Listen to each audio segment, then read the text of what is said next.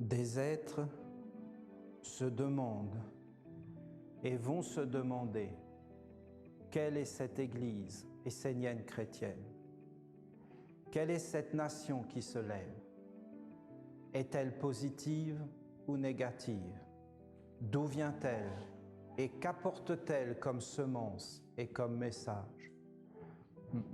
L'archange, en fin de compte, prévient. Il nous prévient. Mais c'est évident, plus nous allons exister dans le monde, plus des êtres vont s'interroger et vont se poser des questions. Mais c'est quoi? C'est quoi cette Église? D'où elle vient? Qui l'a fait? Qu'est-ce qu'elle veut? Qu'est-ce qu'elle amène? Parce qu'à partir du moment où on existe dans le monde, eh bien voilà. Et parce que ce ne sont pas que des hommes, mais c'est toutes les idées, toutes les forces qu'ils portent autour d'eux. Et c'est aussi tous les préjugés, toutes les forces. Ceux qui sont dans les marécages, ceux qui sont sous la terre, ceux qui sont éveillés, ils ne voient pas les choses de la même façon. Même sur la terre, on ne voit pas les choses de la même façon. En ce moment même, là où on est en train de se parler, il y en a qui sont sous la terre en train de travailler dans des mines. Il y en a qui sont dans des sous-marins, en ce moment même sous l'eau. Là, en ce moment, on est en train de se parler, il y en a qui sont sous l'eau dans des sous-marins. Il y en a qui sont dans des avions. Il y en a qui sont dans des montagnes, il y en a qui sont en train de se baigner dans une piscine. Il y en a peut-être même des astronomes qui sont en train de regarder la Terre à partir de leur boîte, de haut. Et tous ces états en permanence, et c'est des états d'être de l'homme. Alors tous ces êtres vont se poser des questions.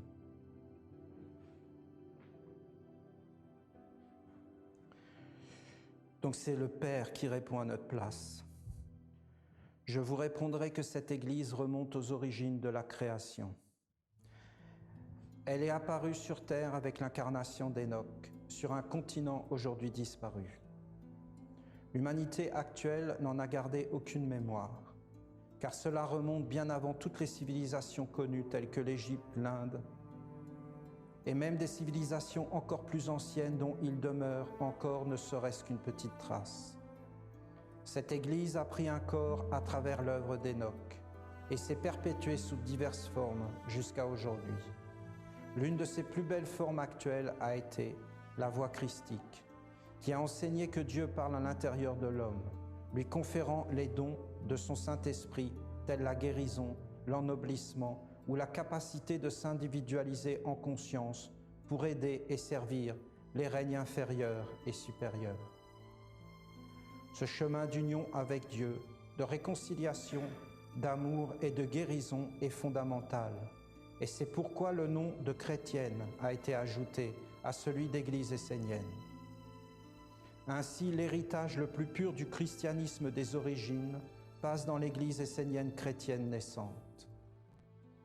C'est-à-dire que l'archange Raphaël dit que le message qui a été apporté par le Christ aux origines, eh bien ce message est le même message que le message que nous portons aujourd'hui.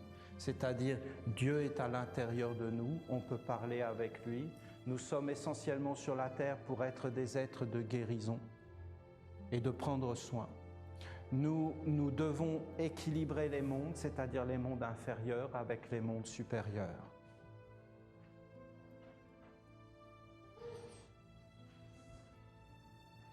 L'Église essénienne chrétienne proclame que Dieu, le Père, est la source qui donne la vie, apportant la résurrection, l'ennoblissement et la guérison.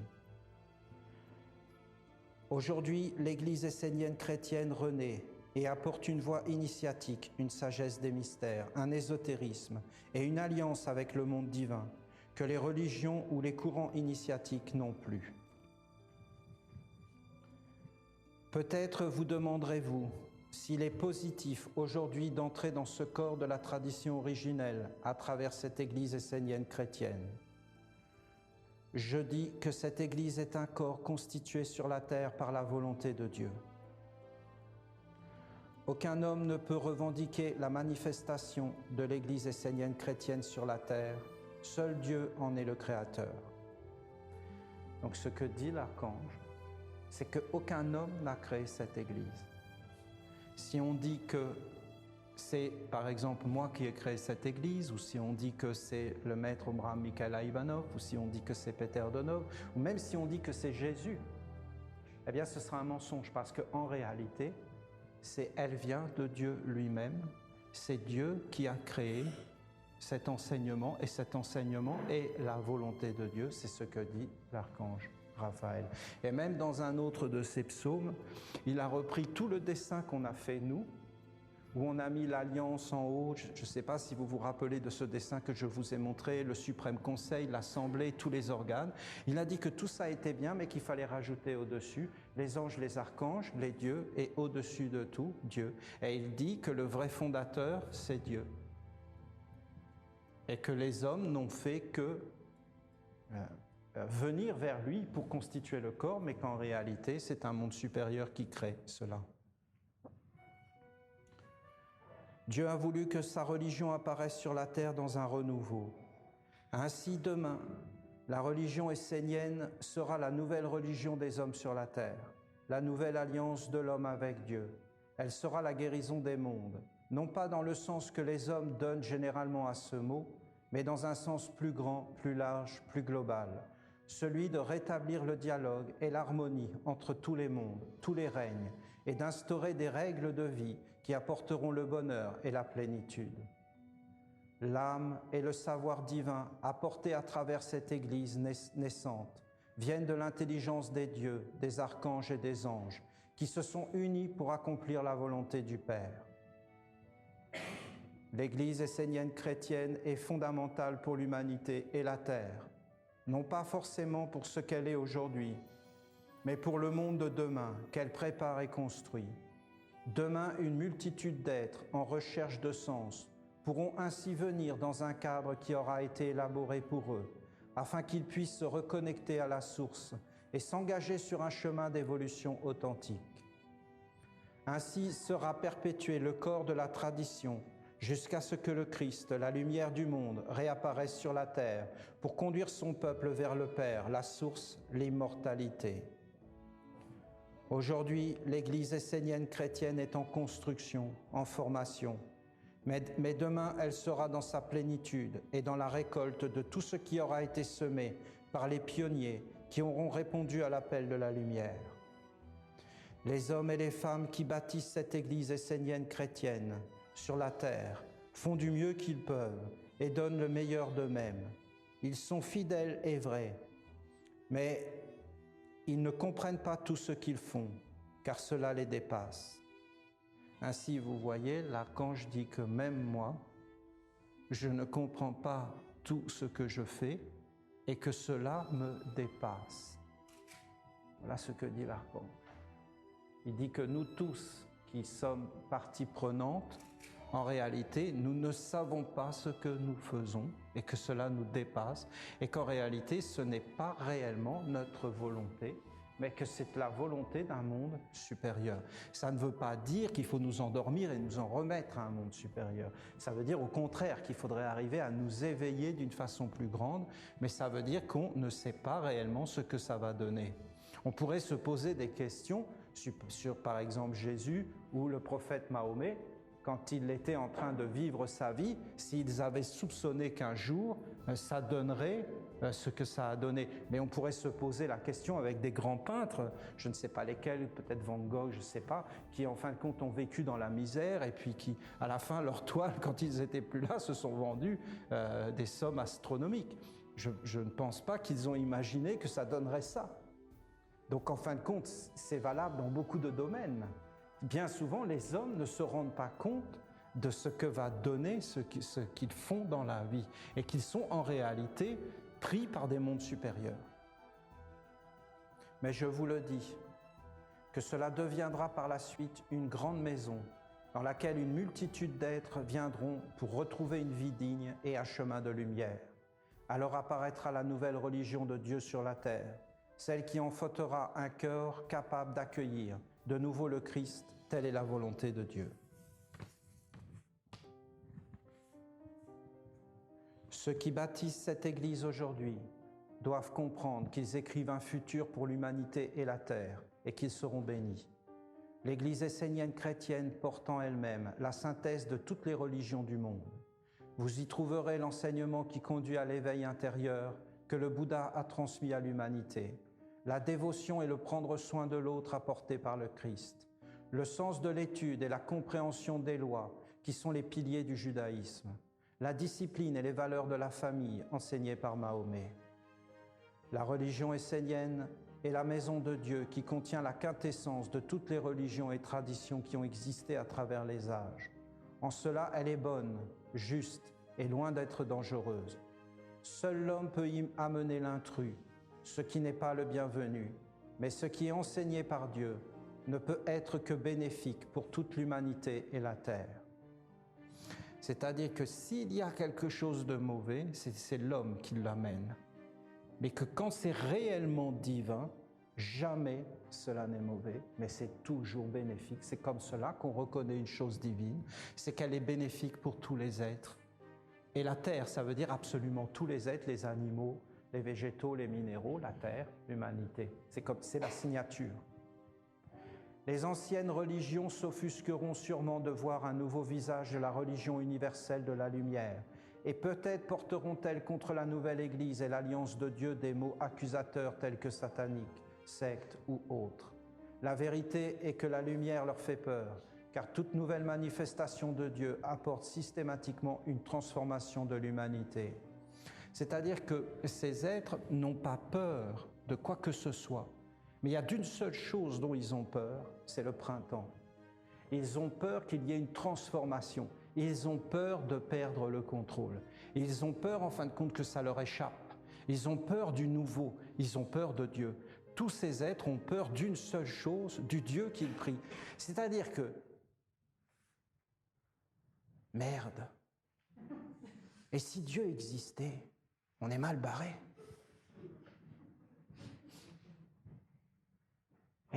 Et si ce qu'on dit est vrai, qu'est-ce qu'on fait?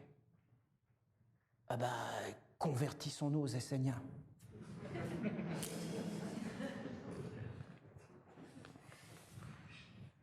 C'est pourquoi les dogmes, qui sont devenus des lettres mortes, ont toujours du mal à effectuer la passation, mais cela se fera avec le temps, car Dieu est plus grand que tout. Il est au-dessus des religions, et c'est sa volonté que la nouvelle alliance apparaisse à travers l'Église essénienne chrétienne. Moi, je vais vous dire, quand le Père me disait ça, que ça allait être la religion mondiale, que ça allait être sur toute la terre, que ça allait devenir la grande religion, et que c'était la volonté du Père, de Dieu lui-même, qui faisait cette chose. Je ne l'écoutais pas. En réalité, je vous le dis franchement, je ne veux même pas entendre ces choses-là, moi, personnellement, je vous parle de moi. Ça m'est complètement égal. Parce que je trouve ça dangereux, parce qu'après, moi, fondamentalement, je suis un disciple de Peter Donov.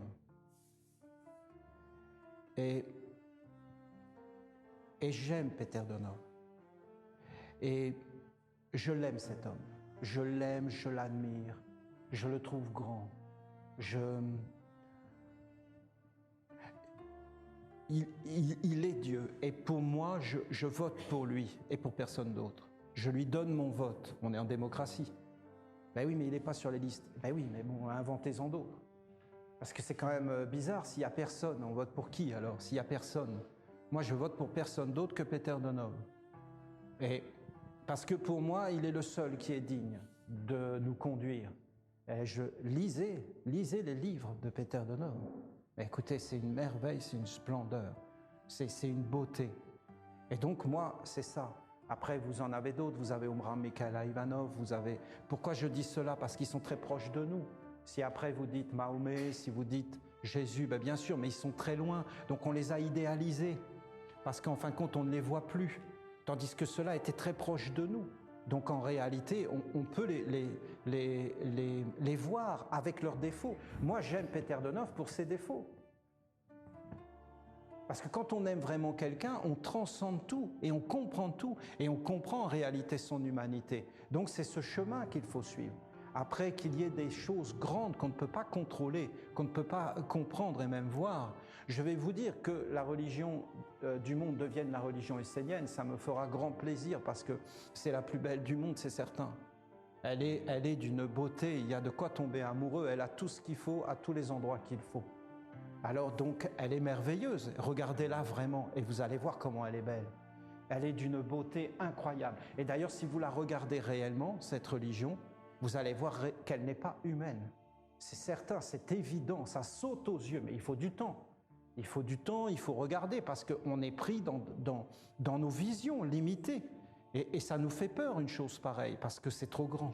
Et c'est ça la beauté, et c'est ça la grandeur. Et tous les êtres doivent être respectés dans leurs croyances. Et là, ce sera grand. Et il n'y aura jamais de fanatique, ni de sectarisme, mais l'amour, le prendre soin de l'autre. On n'est pas tous obligés de voir les choses de la même façon. On doit laisser les êtres libres de faire des expériences. On ne doit pas chercher une perfection puisqu'il n'y a que Dieu qui est parfait. Il faut donc aimer les êtres dans leur perfection, dans leur imperfection et le laisser le temps. On ne doit pas forcer les êtres. On doit laisser du temps, on doit donner du temps. C'est ça la générosité. C'est de donner du temps à un être de se redresser et de faire ses expériences et de comprendre sans le forcer. Alors il y a toute une délicatesse à découvrir, toute une subtilité. On ne va pas vers Dieu dans la violence, on va vers Dieu dans la délicatesse, la subtilité. On ne va pas vers les mondes supérieurs dans le bruit et le vacarme. On va vers les mondes supérieurs de l'intelligence, dans la douceur, dans le silence, dans la finesse. Quand vous êtes au sommet d'une montagne, vous êtes envahi par le silence et le calme.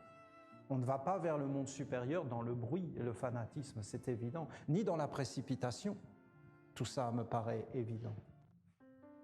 Dieu est plus grand que tout, il est au-dessus des religions et c'est sa volonté que la nouvelle alliance apparaisse à travers l'Église essénienne chrétienne. La nation essénienne grandira et fera apparaître la grandeur et la divinité qui conduira l'humanité vers une nouvelle dimension de lumière. Alors je vous dis qu'il est bon et positif d'entrer dans cette Église. Et je dis à tous les hommes qui aiment Dieu, qui cherchent à lui être fidèles et à le servir, de se convertir et de devenir des Esséniens chrétiens. Entrez dans cette religion et portez-la sur la terre, car elle est l'alliance avec Dieu, non pas le Dieu des morts, mais le Dieu des vivants, qui veut prendre un corps pour parler et enseigner à l'humanité un nouveau chemin, une nouvelle façon d'être au monde. Les 4 piliers de cette nouvelle religion sont les 4 grands archanges, l'archange de l'air Raphaël, l'archange de l'eau Gabriel, l'archange du feu Michael, l'archange de la terre de lumière Uriel. Ils sont les 4 fondamentaux, les 4 fondements du temple, de la terre et de la ronde des archanges, et ils seront honorés et vénérés dans les générations et les civilisations futures. C'est-à-dire qu'ils parlent de plusieurs civilisations.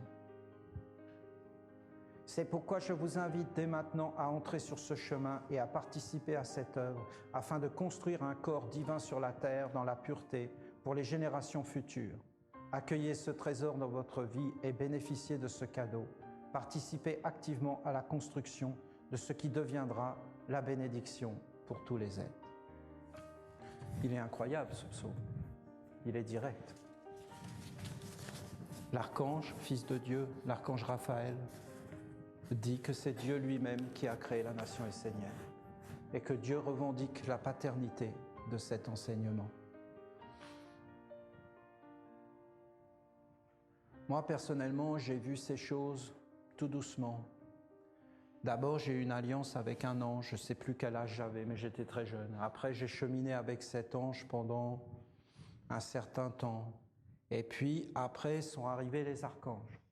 En fin de compte, c'est cet ange qui m'a amené vers ça et qui m'a enseigné. Alors, j'ai été présenté devant les archanges.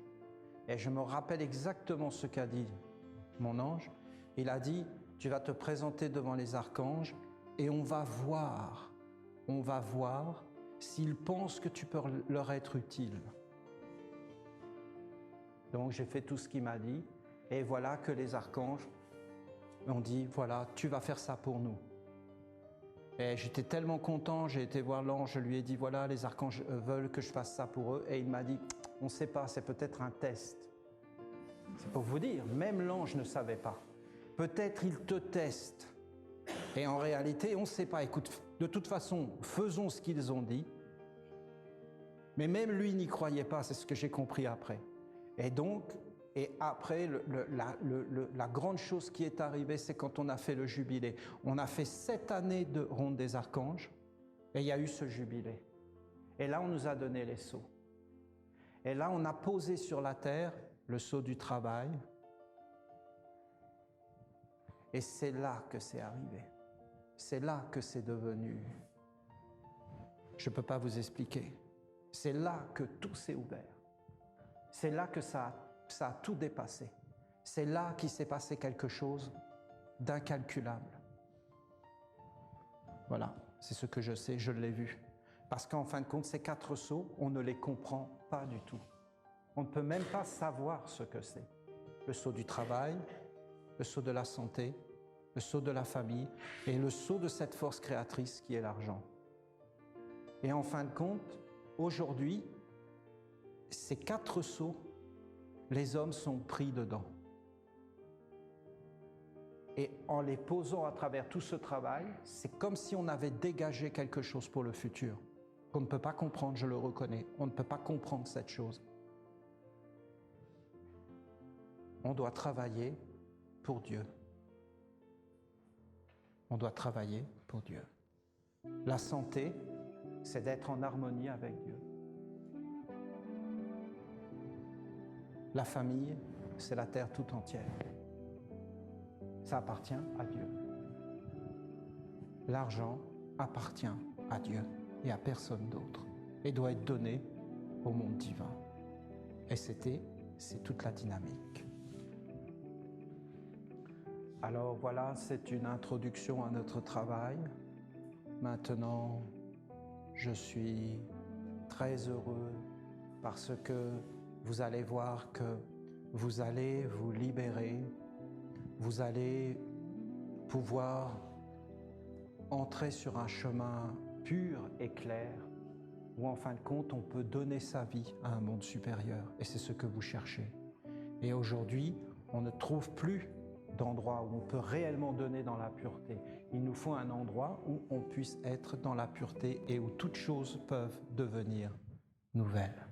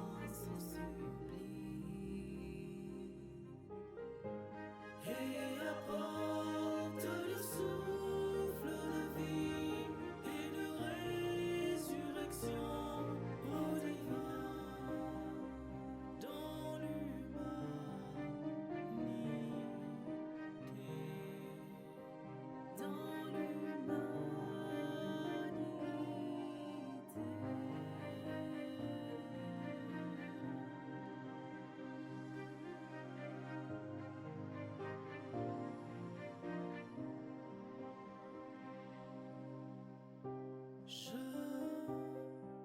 vous offre le souffle léger.